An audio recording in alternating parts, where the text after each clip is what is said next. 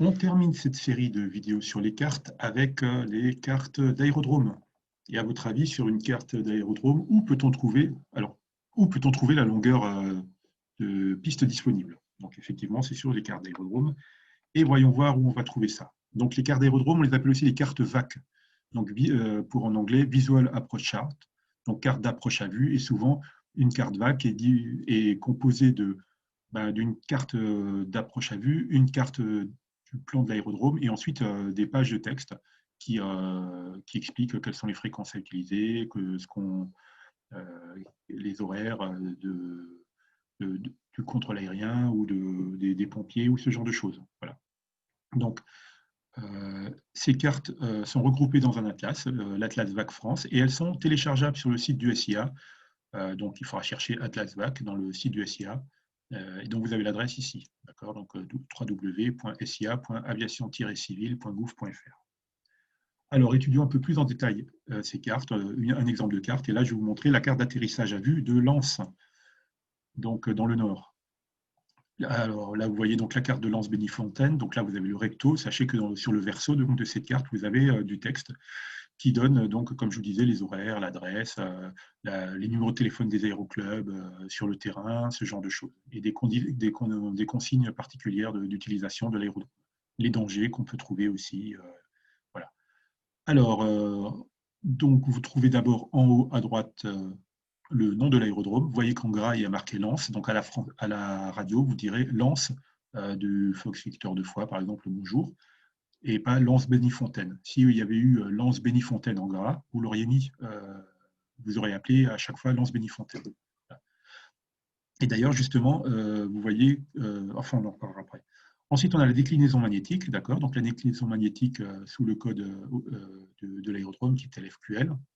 Vous avez donc VAR, c'est 0 degré, d'accord? Donc le nord magnétique est égal au nord géographique pour une mesure en 2015, d'accord? Pour un relevé qui a été fait en 2015. Voilà.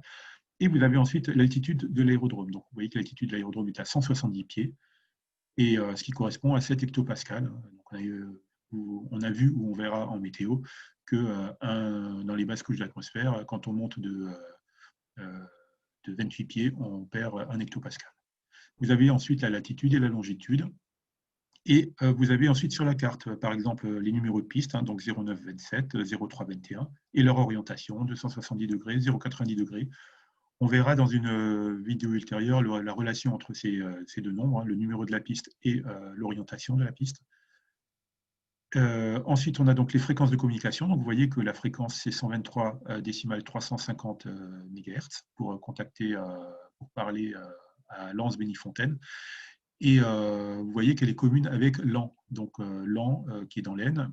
Donc, si on avait vu la carte de Laon, on verrait que Laon, on l'appelle Laon-Chambry, justement pour éviter de confondre Lens et Laon quand les personnes parlent sur la fréquence et qu'on peut entendre les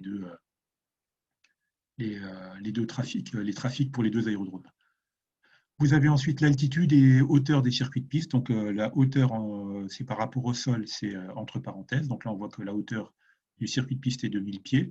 Et l'altitude, donc, vu qu'on a une altitude à 170 pieds pour l'aérodrome, donc l'altitude du circuit de piste, donc, par rapport au niveau de la mer, serait de 1200 pieds.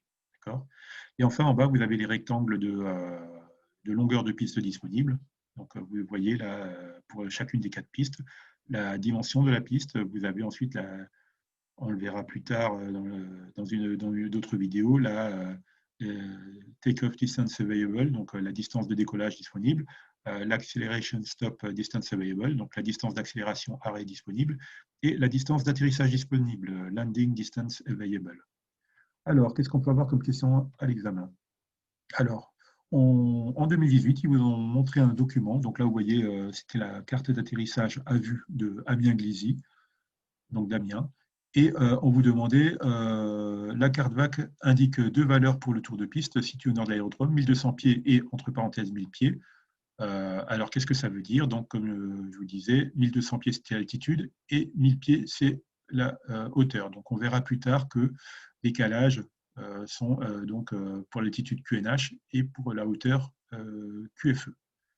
Donc, c'était la réponse D. Voilà, c'est un peu difficile parce qu'on n'a pas encore vu le QNH et le QFE. Mais on n'a pas tant de questions que ça pour le moment dans la base sur les cartes d'atterrissage à vue. Ensuite, en 2019, une carte VAC et une carte pour le vol hors frontières, une carte de navigation, une carte pour le vol IFR, une carte d'approche et d'atterrissage à vue. Donc c'est la réponse D, hein. C'est l'approche et atterrissage à vue.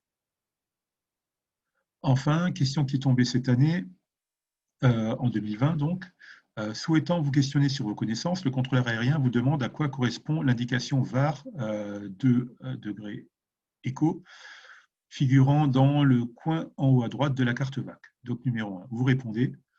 Et ben donc, on a vu que c'était quoi? Que c'était la déclinaison magnétique. On reverra ça un peu plus tard dans les vidéos, quand on verra la différence entre le nord magnétique et le nord géographique. Voilà.